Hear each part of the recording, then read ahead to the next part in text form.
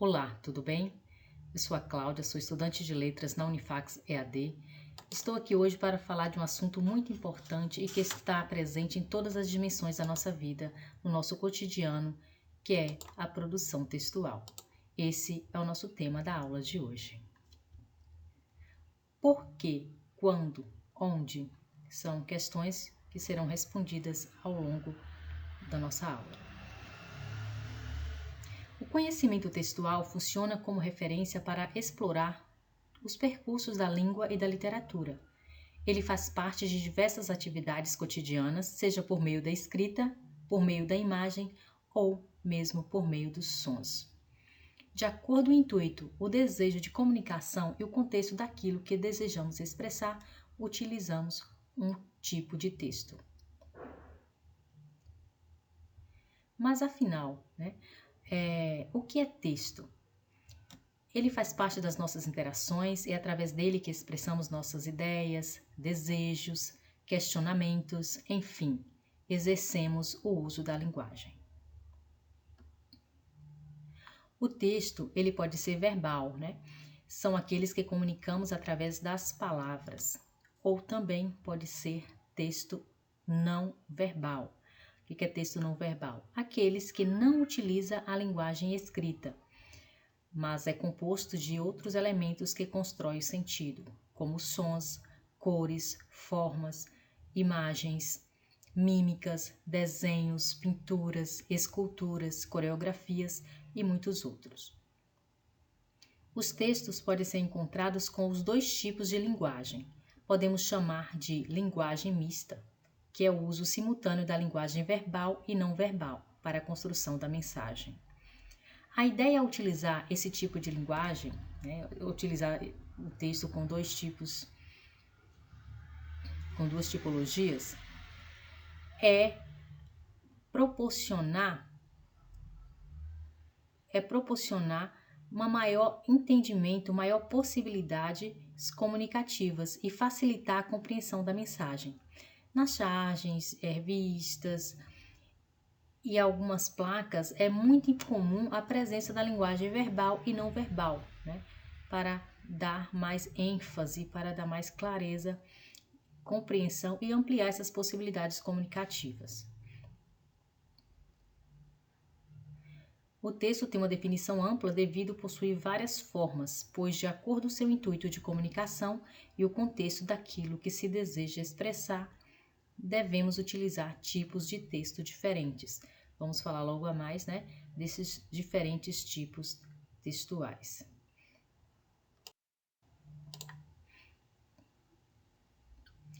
Então, o texto, ele pode ser verbal, que são aqueles que comunicamos através das palavras, e o não verbal, que são os que não utilizamos a linguagem escrita. É uma produção que se constitui com algum código no intuito de comunicar algo a alguém em determinado tempo e espaço. E sua definição ampla se deve ao fato de abranger diversos formatos. Vamos conhecer esses diversos formatos logo em seguida. Aqui podemos ver alguns exemplos de textos verbais, como as revistas, jornais e livros, Temos uma infinidade deles, mas no momento tem esses três aqui, servindo de exemplo. Os textos não verbal são aqueles que não utilizam a língua escrita. Temos aqui alguns exemplos de placas de sinalização, mas poderíamos ter, diversos outros, como músicas, mímicas, e uma infinidade de situações que utilizamos a linguagem não verbal. Inclusive, uma escultura, por exemplo, também pode ser considerado um texto não verbal, porque através de uma determinada escultura a gente consegue compreender a mensagem que se quer transmitir. O texto, o seu conceito pode variar dependendo da perspectiva teórica adotada para estudá-lo. Ao longo da história, a palavra texto ela foi ganhando diferente sentido, de modo que novas construções foram compreendidas, né? Conforme o percurso de investigações, o texto, nas mais diversas correntes teóricas que debruçam sobre esse objeto, o seu conceito foi modificando e se ampliando. Hoje, ele é considerado mais que uma estrutura pronta, né? Ele é, e sim, uma unidade de sentido. O texto não é considerado uma estrutura pronta, mas uma unidade de sentido completa, pois se consideram os processos de planejamento, de construção e recepção desse texto, né? Na elaboração desse texto.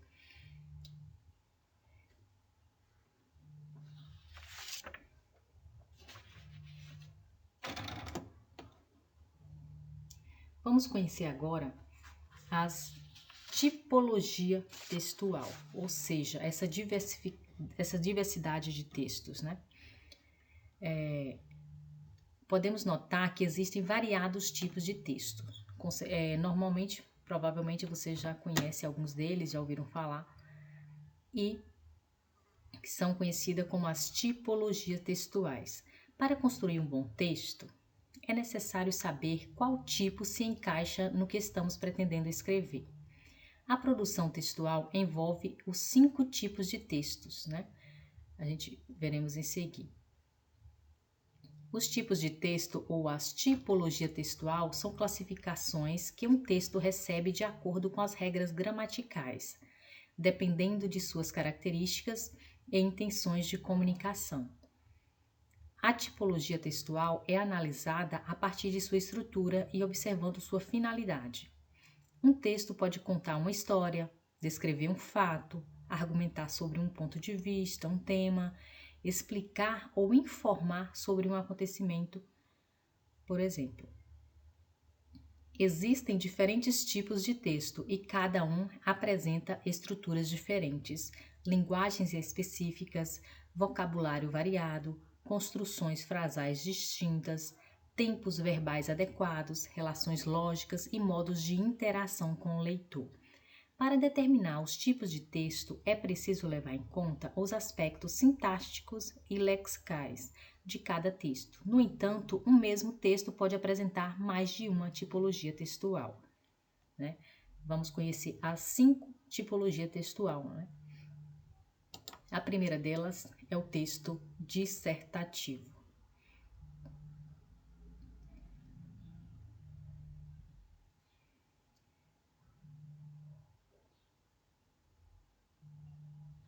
O texto dissertativo, né, é classificado em dissertativo argumentativo e dissertativo expositivo, né? A gente vai falar mais detalhadamente mais à frente. O segundo tipo de texto, a segunda tipologia é o texto narrativo. Terceiro, texto descritivo, aquele que descreve, né, algo, alguém ou um objeto. Texto injuntivo. E o quinto,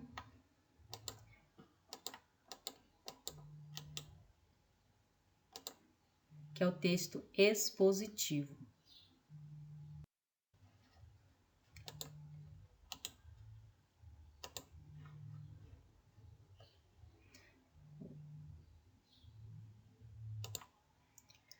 O texto dissertativo, né, ele pode ser classificado em dissertativo argumentativo e dissertativo expositivo. O texto dissertativo argumentativo apresenta um ponto de vista e tem como objetivo persuadir e convencer o leitor a concordar com uma ideia defendida.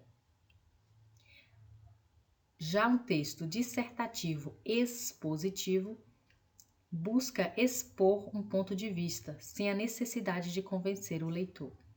Um texto dissertativo possui uma ideia central a ser trabalhada, a fundamentação do tema e o fechamento da ideia desenvolvida no decorrer do texto.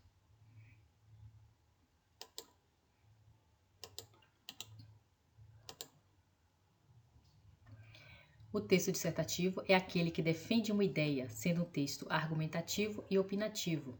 Exemplo, artigos, resenhas.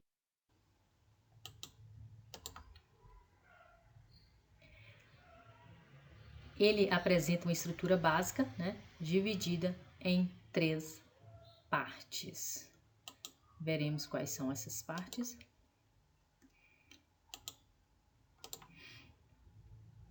A primeira delas é a introdução. A introdução, também chamada de tese, neste momento, o mais importante é expor a ideia central sobre o tema de maneira clara. Importante lembrar que a introdução é a parte mais importante do texto e por isso deve conter a informação que logo serão desenvolvida. Então, é na introdução que a gente convida o leitor a entrar na história, a ter curiosidade de conhecer o que está exposto, escrito, né? Então, por isso que é considerada a parte mais importante, né? Então, esse tema tem que estar já exposto, tem que estar ali constando a ideia central ali do tema e de maneira clara, né? E, em seguida, as questões que serão discutidas, que é o desenvolvimento, chamada também de antitese.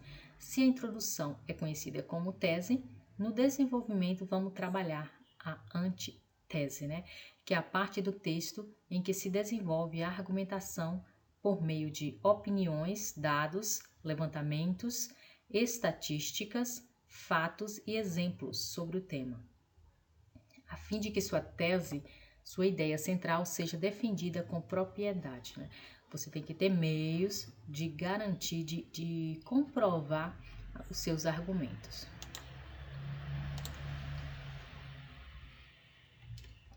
Por fim, é necessário que tenha uma conclusão, um fechamento, ou também chamada de nova tese. Introdução tese, desenvolvimento antitese e a conclusão nova tese. O próprio nome já supõe, né, que é necessário concluir o texto. Em outras palavras, não deixamos um texto sem concluí-lo, e por isso esse momento é chamado de nova tese, por ser um momento de fechamento das ideias e principalmente da inserção de uma nova ideia, ou seja, aqui vamos ver um exemplo de um texto dissertativo. Em pleno século XXI, é salutar refletir sobre a importância de preservação do meio ambiente, bem como atuar em prol de uma sociedade mais consciente e limpa. Aqui percebemos que não há um título, né? Então, é para a gente perceber se nessa introdução desse texto dissertativo a gente já consegue definir qual é a tese, qual é a ideia central desse texto, né? Então, aqui pela nossa leitura já dá para perceber que, né, que a importância, aqui fala da importância da preservação do meio ambiente. E um pouquinho mais à frente, sobre como atuar em prol de uma sociedade mais consciente e limpa. Já percebemos que vamos conhecer a importância da preservação do meio ambiente.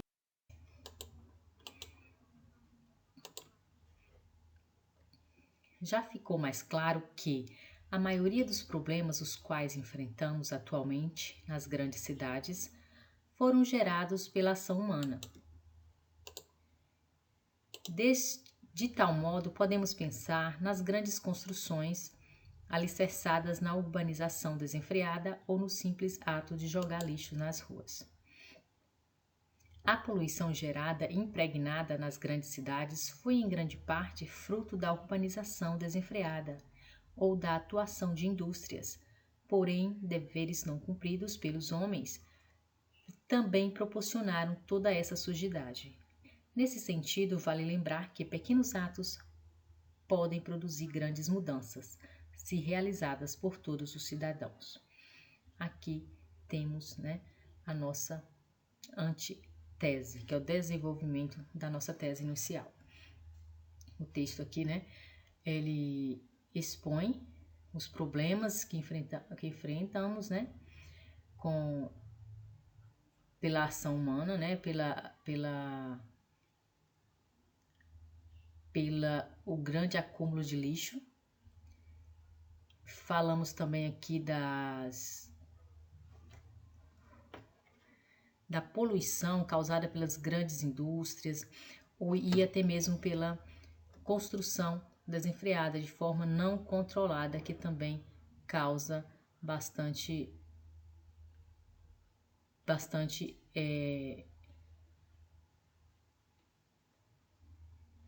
interferência, né, gente, para o nosso meio ambiente. Que às vezes a gente acha que está construindo ali de qualquer jeito, de qualquer lugar, sem nenhuma autorização, sem nenhuma pesquisa ambiental. Por isso que é tão importante ter autorização para realizar qualquer tipo de construções. E, por fim, no final desse desenvolvimento, ele, né, relembra, nos trazem a pensar um pouquinho. Temos a tese, a antitese, precisamos concluir, né, o nosso texto, possivelmente com a nossa nova tese, ou nossa reafirmação, fechamento do texto, né? Portanto, um conselho deveras importante. Ao invés de jogar o lixo, seja um papelzinho de bala ou uma anotação de telefone nas ruas, guarde-o no bolso e atire somente quando encontrar uma lixeira. Seja um cidadão consciente, não jogue lixo nas ruas. Aqui é o fechamento da tese, né? Já dando uma possibilidade, dando uma orientação, né? Uma conclusão. Sempre que você faz um texto, é importante fazer esse, não só o apelo, como também dar meios de solução daquele problema. E aqui a solução é um pedido simples, né? Não jogue lixo nas ruas, independente que seja um papelzinho de bala, o que seja, vai interferir, vai causar, porque se cada um de nós, cada um que joga o mínimo que seja, um pedacinho de cigarro, joga ali no lixo, não vai interferir em nada, é um pedacinho de bala, é só um copo descartável.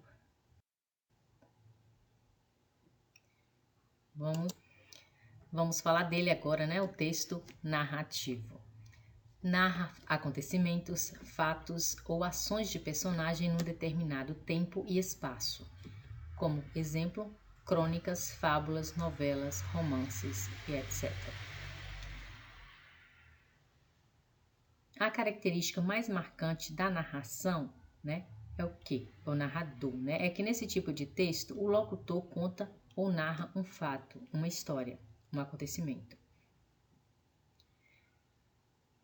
Os tipos de narrador, né, também chamado de foco narrativo, apresenta a voz textual da narração, sendo classificado em narrador-personagem, que é quando a história é narrada em primeira pessoa, onde o narrador é um personagem e participa das ações do enredo. Temos o narrador observador. O que é o narrador observador? Ele narra normalmente em terceira pessoa.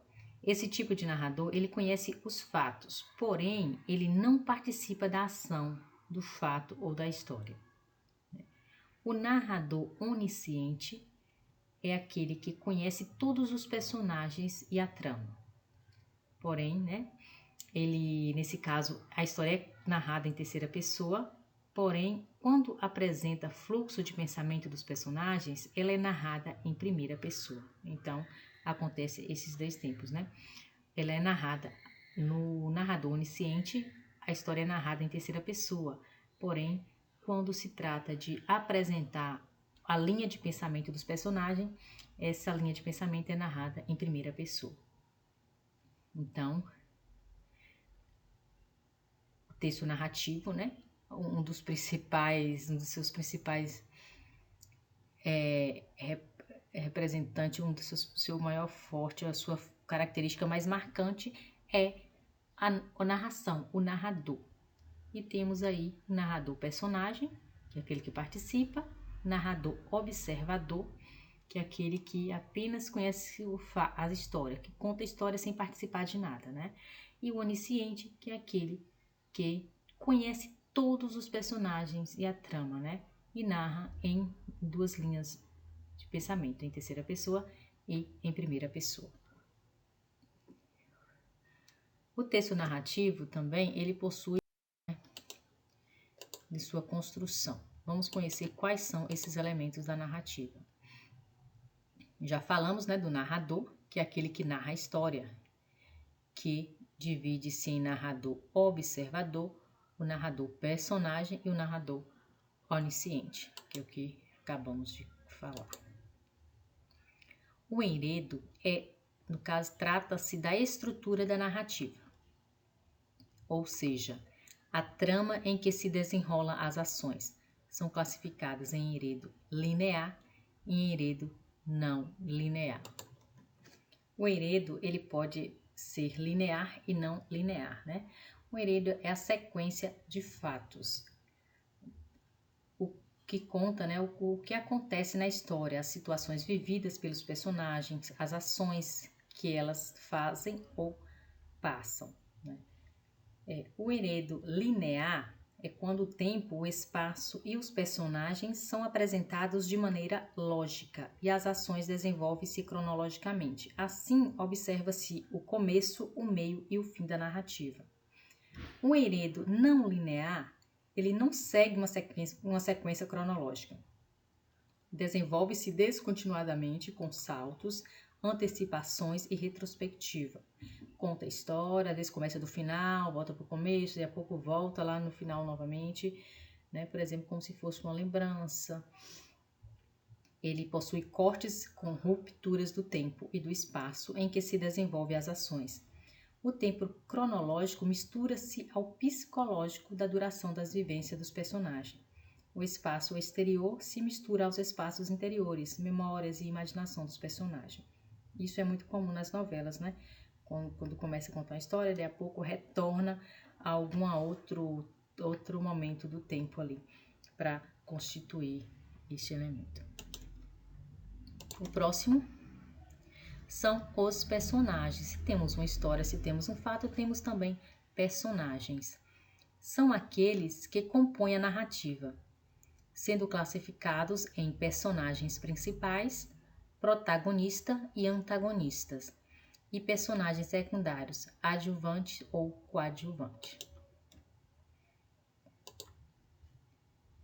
O tempo, né? O tempo sempre está presente, sempre está ali constando. Está relacionado com a marcação do tempo dentro da narrativa.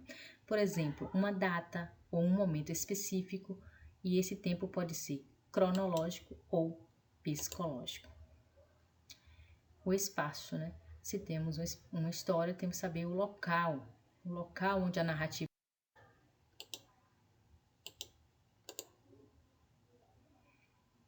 Agora vamos falar sobre o texto descritivo, né? O próprio nome já diz, descritivo é aquilo que descreve, certo?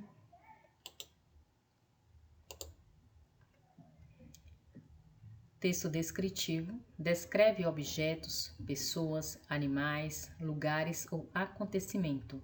Exemplos: diários, relatos, biografias, currículos e muitos outros, né? Qualquer tipo de texto que descreve algo ou algum objeto, ele é considerado um texto descritivo.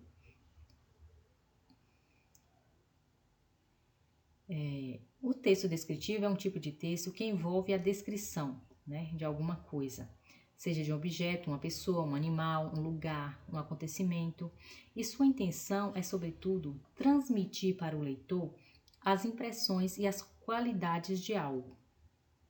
Em outras palavras, o texto descritivo capta as impressões de forma a representar a elaboração de um retrato, como se fosse uma fotografia revelada por meio das palavras. Ou seja, eu faço uma descrição de um objeto e você consegue imaginar esse objeto como se estivesse visualmente na sua frente, como se fosse um retrato, né? E algumas dicas, né? Alguns pontos básicos de ser observado na construção de um texto descritivo, né? É que na descrição a linguagem ela deve ser direta e criativa, né? Utilizada e criada por meio de um vocabulário rico, com recursos como enumerações, comparações e figuras de linguagens. Detalhando sentimentos e emoções, muitas descrições conseguem equilibrar os dois aspectos. Ao descrever pessoas, há o detalhamento de aspectos físicos, né, normalmente, e psicológico, explicitando características da pessoa, comportamentos de personalidade, caráter e humor. Ao se descrever lugares, há o detalhamento de características físicas e também a respeito dos aspectos políticos, sociais e econômicos de determinadas regiões ou ambiente. Ao se descrever objetos, a predominância recai sobre os aspectos físicos da coisa ali a ser observada, né, a ser descrita. Mas também pode haver uma descrição acerca dos elementos sensoriais para aguçar os sentidos de quem lê, né?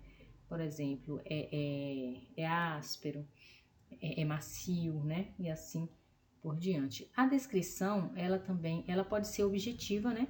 Que é na descrição objetiva, o autor faz uma descrição direta e realista da pessoa, do objeto, do lugar ou do acontecimento em questão, sem expressar suas impressões pessoais a respeito do assunto.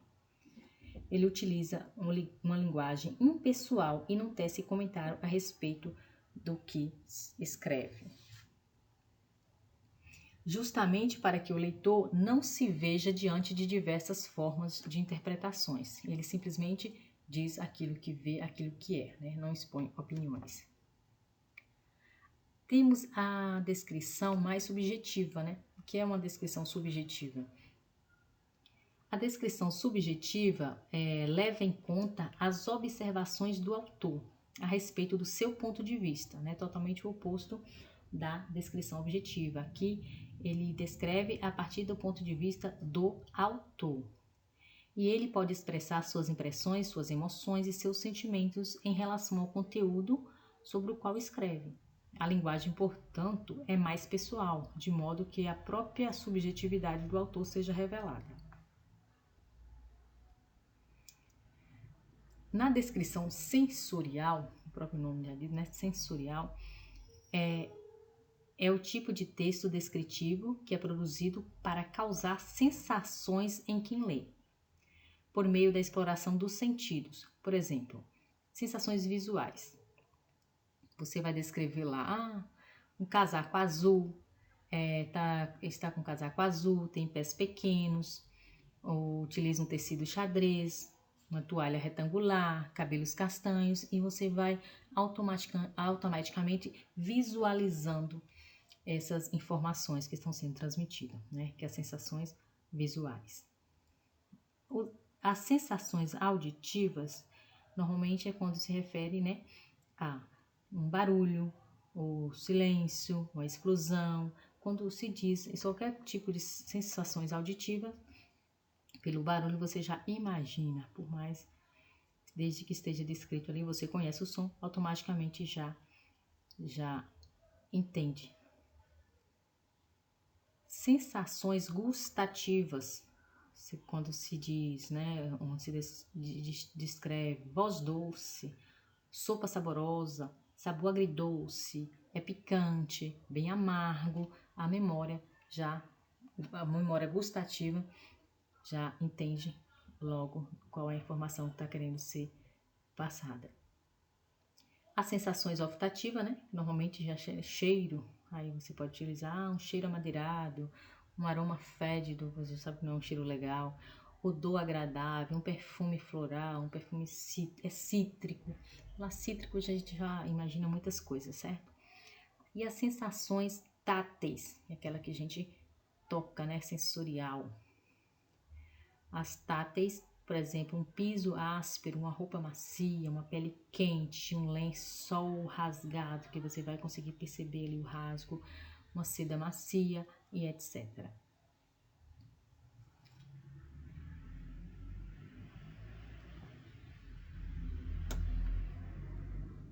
O texto descritivo, ele tem algumas semelhanças com o texto narrativo, né? Porque quando você descreve, automaticamente você pode estar narrando, né?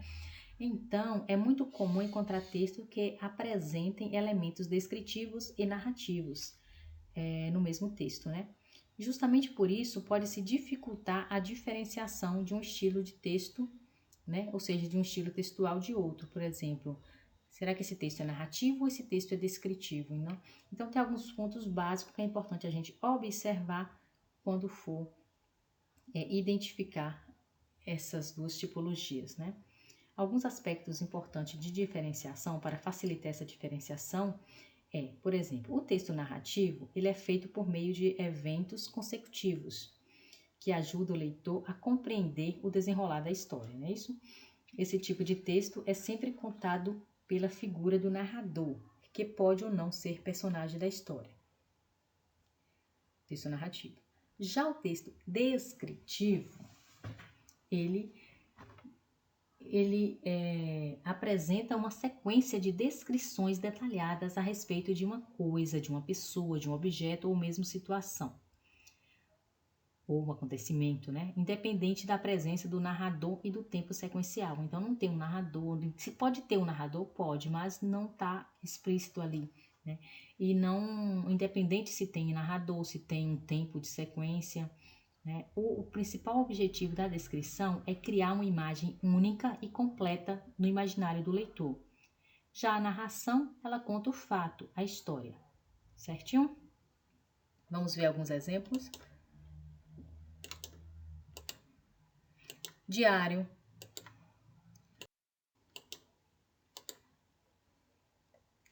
Os textos narrativos, eles possuem também uma estrutura, né? Vamos conhecer essa estrutura descritiva, né? Assim como o texto dissertativo possui sua estrutura, o texto descritivo também precisa de ter uma estrutura, né? Que é a introdução, a apresentação do que se pretende descrever, o desenvolvimento. Agora vamos falar sobre o texto injuntivo, né? O texto injuntivo são textos instrucionais que explicam como realizar algo. Exemplo, receitas, pode ser receita de bolo, pode ser uma receituário médico, que está lá passo a passo que você tem que fazer, bulas de remédio, manual de instruções, propagandas e etc.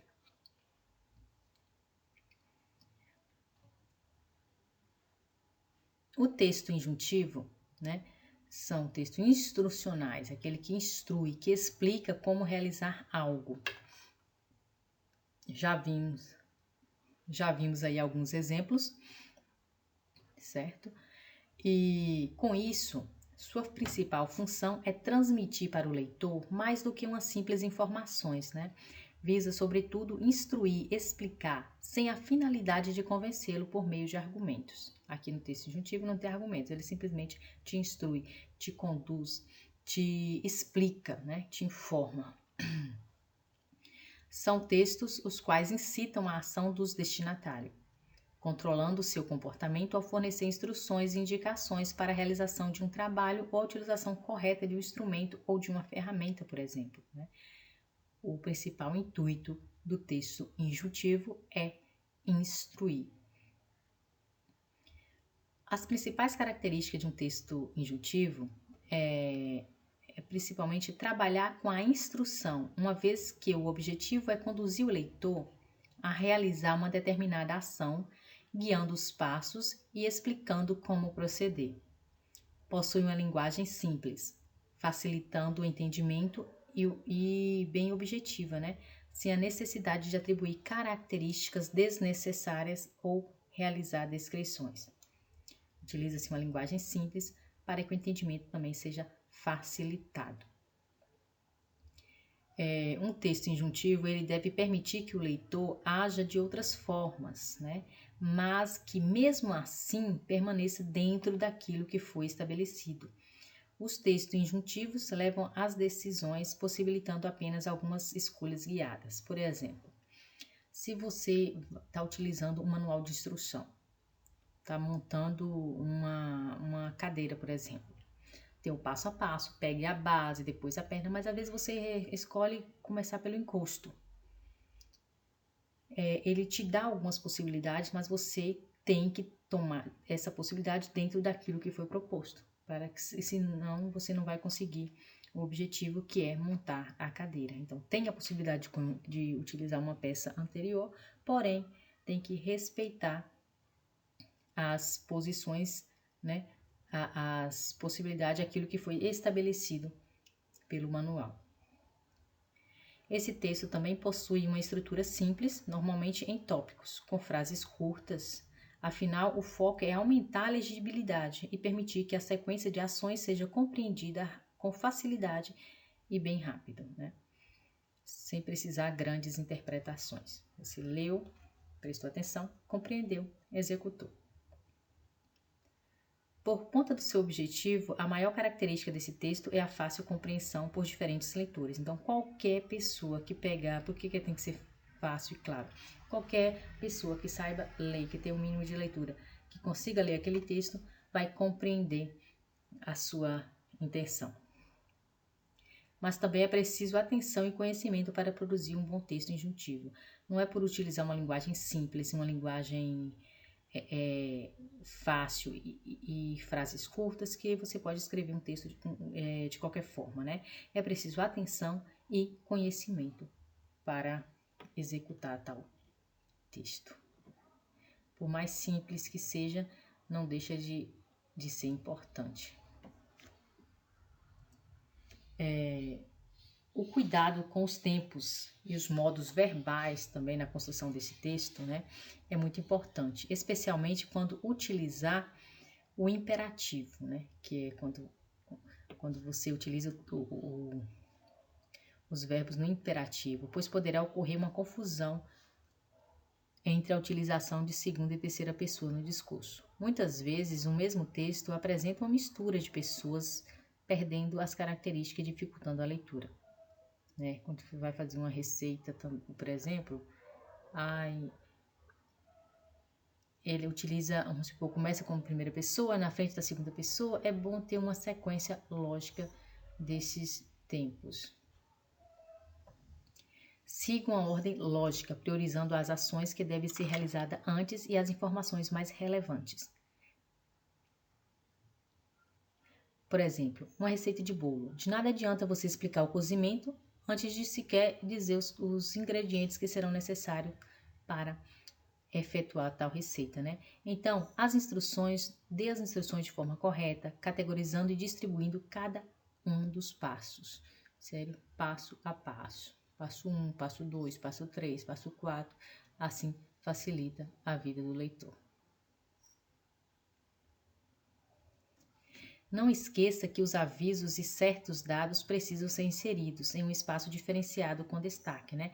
Aquelas partes mais importantes, às vezes alguns textos colocar atenção, proibido isso, não faça isso. Então, tem que ser colocado com destaque para chamar a atenção do leitor ali, caso seja alguma coisa muito importante.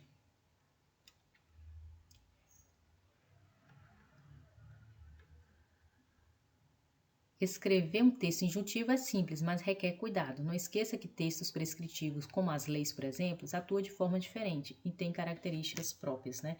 Que não vem o caso nessa aula de hoje, certo?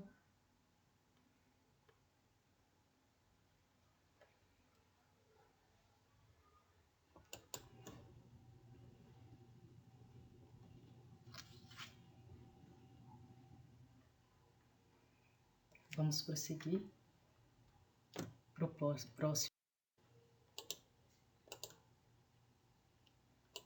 Aqui temos alguns exemplos, né?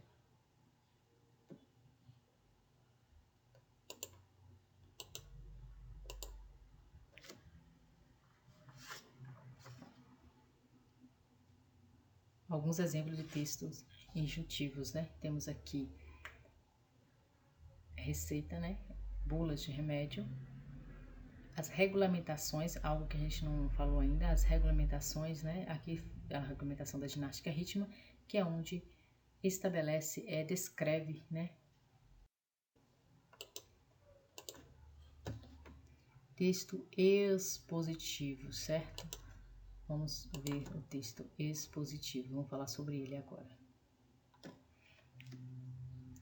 Texto expositivo é aquele que apresenta um tema, um conceito ou uma ideia.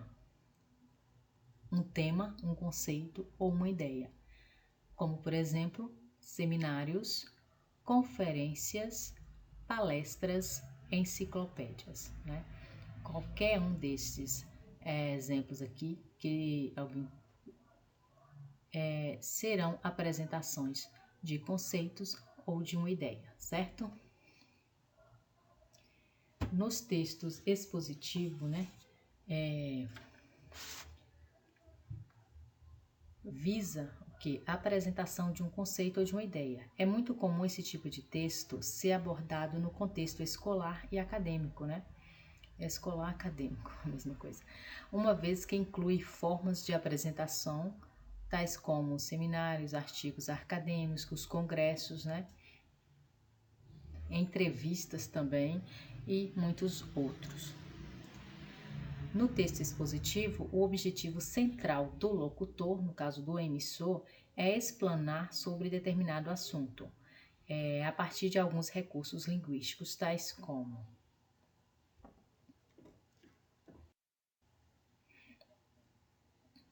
o conceito, né? Uma conceituação, que é a exposição dos conceitos relacionados a um determinado tema. A definição, que é a explicação e a definição sobre os temas expostos, né? Relacionado com o assunto abordado.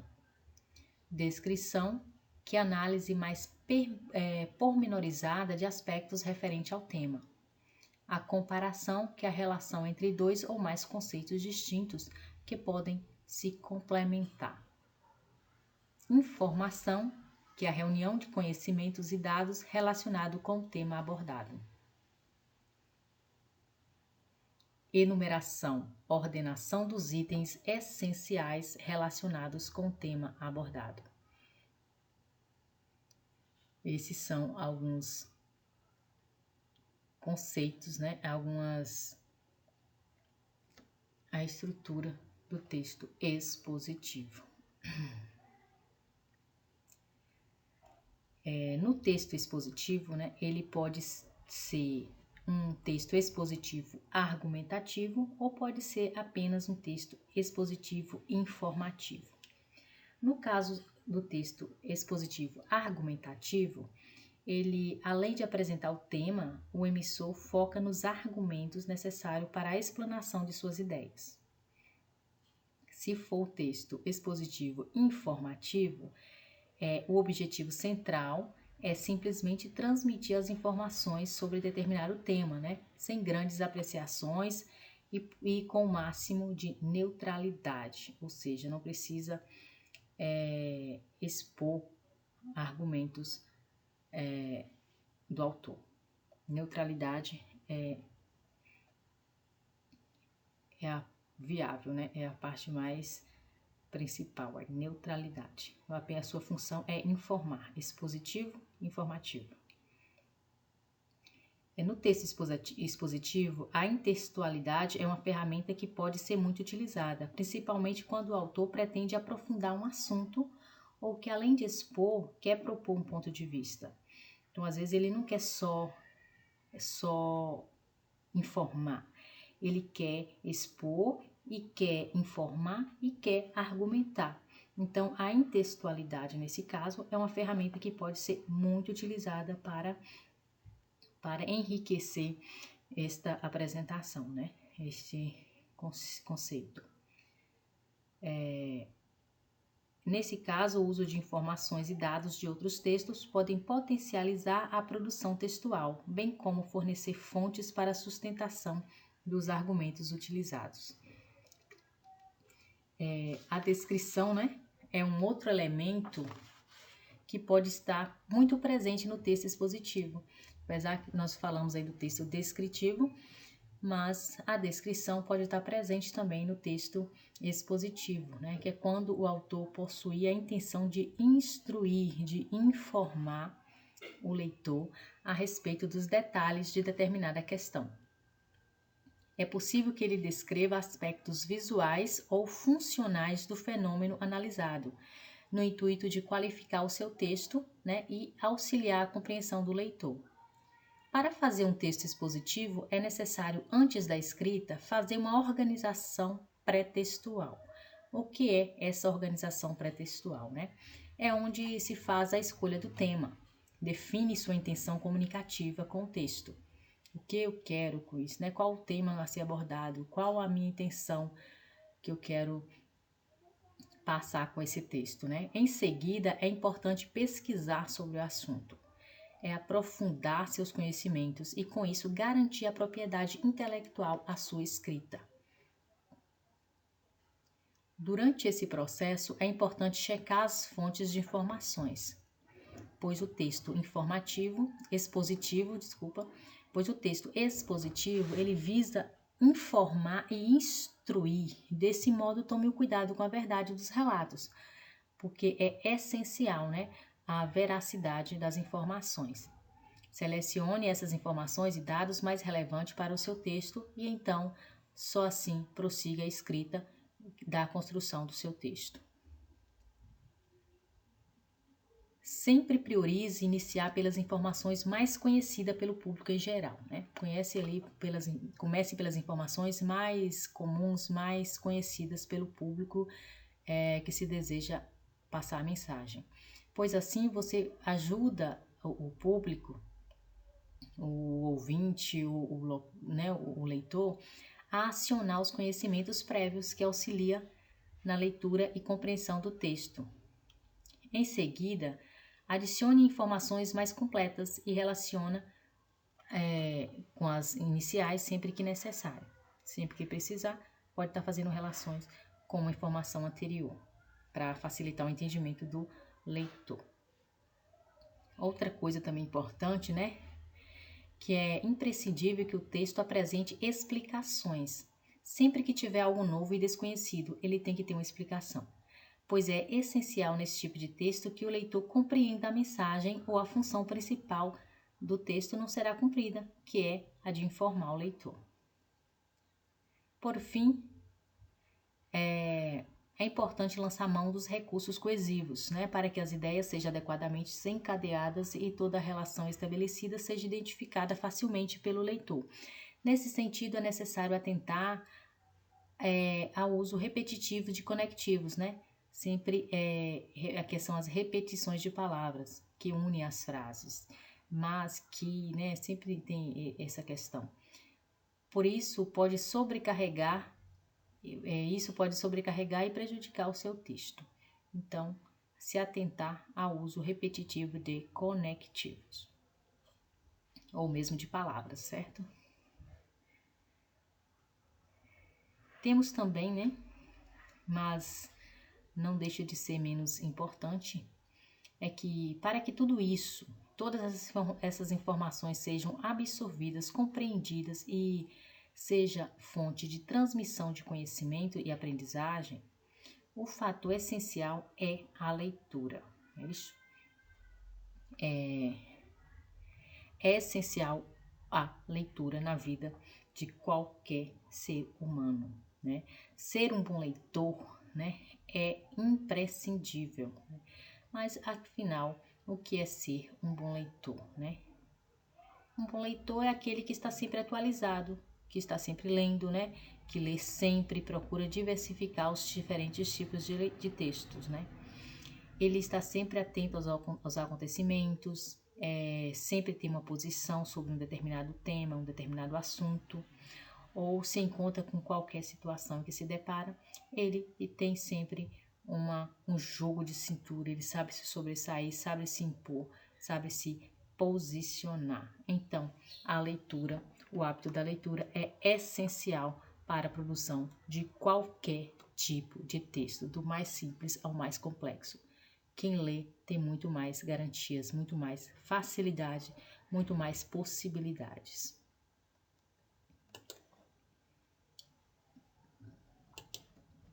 Vamos continuar. Aqui vimos as características dos textos expositivos. Quais foram as características principais, né?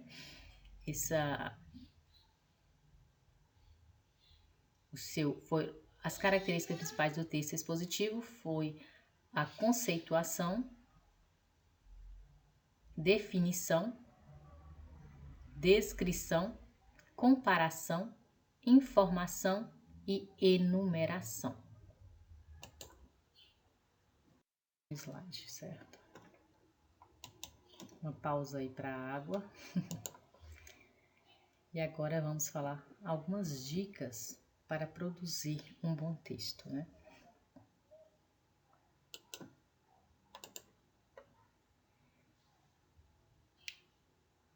E não é surpresa de que a primeira dessas dicas seja: mantenha o hábito da leitura e da escrita, né? Muitos são os benefícios que a leitura proporciona: desenvolvimento da imaginação, da criatividade, da comunicação, bem como o aumento do vocabulário.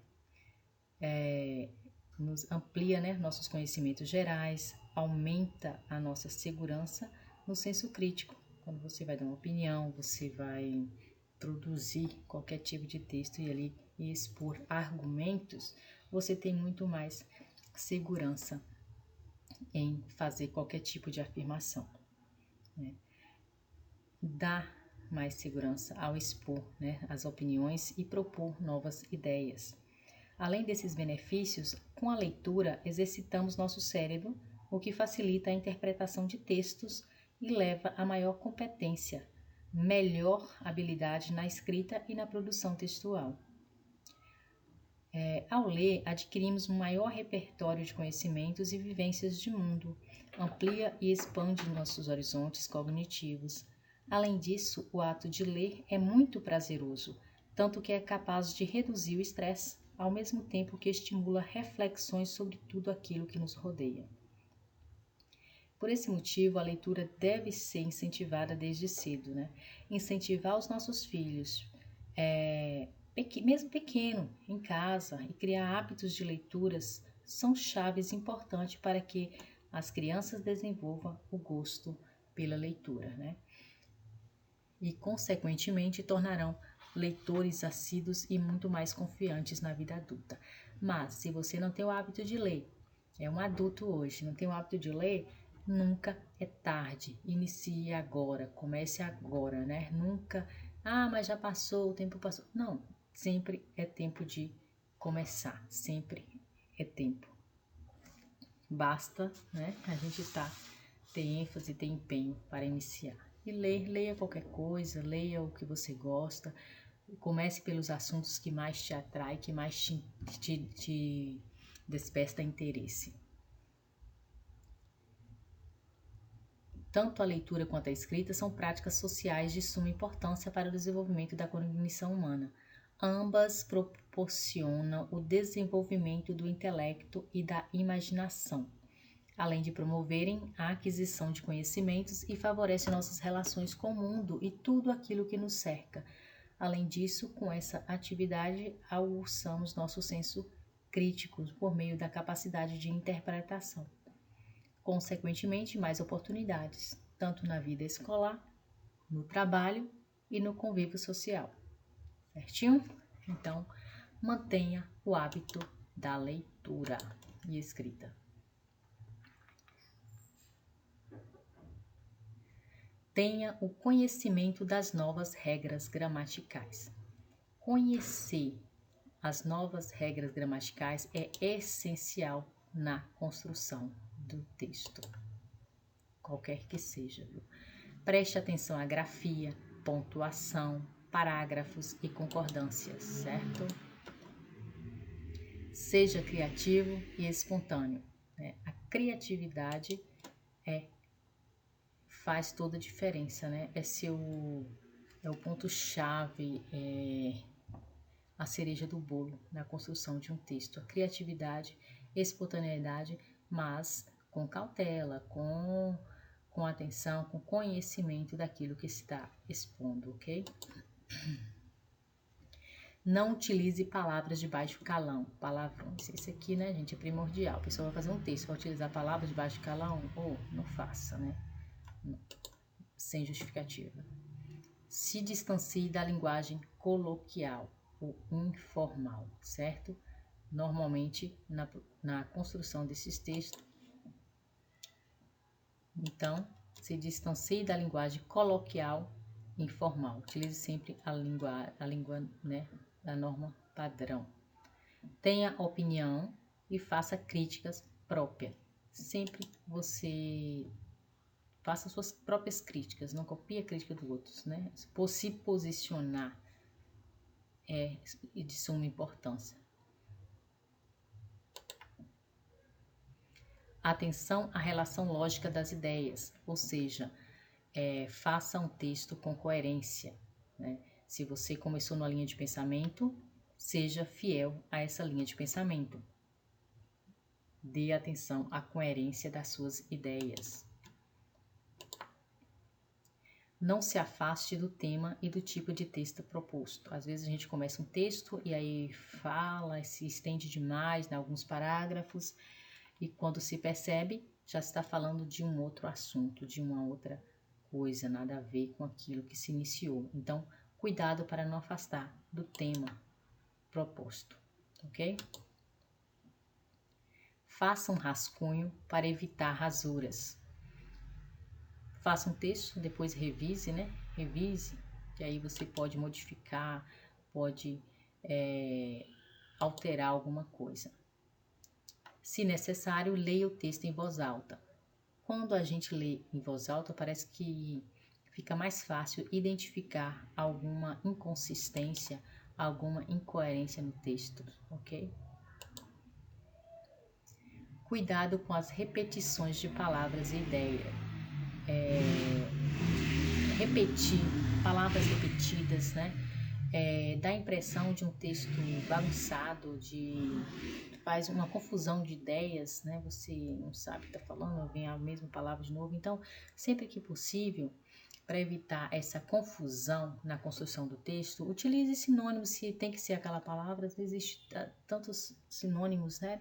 Utilize sinônimos para enriquecer e torna um texto mais rico quando você evita repetir as palavras por diversas vezes, né? Enriquece para você e enriquece para quem lê também, que toma conhecimento de novas palavras. Não utilize palavras ou expressões que não conheça. Isso, como eu disse, utilize sinônimos, né? Para evitar repetição de palavras. Mas sinônimos, quando eu digo sinônimos, são palavras que significam a mesma coisa e que você conheça o seu real significado. Não vai utilizar uma palavra que você não sabe nem o que significa e colocar lá. Ah, não sei o que é, mas achei bonita, vou utilizar, né? Então, se você não conhece o significado daquela palavra, daquela expressão, não utilize. Momento de reflexão. Viver sem ler é perigoso, te obriga a crer no que te dizem, né? É aquelas mensagens, né, que normalmente tem naquelas tirinhas da Malfada, né, que fala sobre como é perigoso viver sem ler. Por que é perigoso? Te obriga a crer naquilo que te dizem. Eu gostaria muito que vocês refletissem sobre esta frase, né? Pensassem um pouquinho sobre ela, certo? Ainda mais hoje vivemos num momento, né, em que deparamos com muitas fake news, né, nas nossas redes sociais, seja WhatsApp, Facebook, Instagram e outros, né? Muitas pessoas às vezes recebem informações absurdas e sem menor compromisso com a verdade, né? As pessoas estão atrás de uma tela de computador, de uma tela de celular e escrevem o que quer sem compromisso com aquilo que está sendo dito, né? Sem compromisso com a verdade. E as pessoas que recebem, né, acabam absorvendo isso para si, sem verificar as fontes e às vezes ainda espalha, né? De maneira geral, esse quadro, né, em que eu cito agora, é referente às fake news. Como exemplo como um exemplo na reflexão dessa frase, né, que é uma tirinha da Malfada: quando não lemos, estamos à sombra de outras pessoas. Podemos ter verdades distorcidas da realidade, né? E se não refletirmos de maneira crítica sobre as informações que recebemos, estamos fadados a ficarmos presos em um mundo de mentiras. E para isso, né, devemos sempre buscar o quê? A informação, que é o que? A luz da razão, né? Quando a gente tem informação, a gente tem razão, a gente tem conhecimento, certeza daquilo que estamos falando. E não cedemos a notícias sensacionalistas, apelativas ou opiniões de terceiros. O senso crítico e a curiosidade de estar sempre pesquisando são ótimos aliados para a gente não cair nessas pegadinhas da vida, né? Então, na minha opinião, né, gente, acho que está explícito, né? Essa frase faz total sentido na nossa vida. Muitas vezes temos preguiça de ler e tentar entender aquilo. Então, acabamos fazendo o quê? Delegamos essa interpretação aos outros. Então, as pessoas recebem a informação, interpreta da forma que quer e passa pra gente, né? E a gente faz o quê? Nós somos os únicos prejudicados nessa história, porque porque não exercitamos a buscar informações, né, a desenvolver essas habilidades analíticas de criticidade, por exemplo. A leitura é muito importante, né? À medida que não ficamos refém de informações falsas, refém de opiniões dos outros, opiniões alheias. Quando a gente tem conhecimento, a gente sabe o caminho certo, a gente tem posição. Afinal, conhecemos, acreditamos no nosso ponto de vista, temos conhecimentos, informações, temos liberdade para falar sobre o assunto. Não é preciso acreditar nos boatos e julgamentos alheios.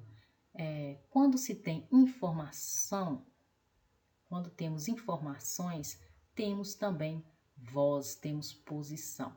Então, ler é ter voz, é ter posição, é ter um lugar no mundo. Certinho? Pense nessa frase para estar lendo, certo? Obrigada por assistir. Foi um prazer estar com vocês. Bons estudos.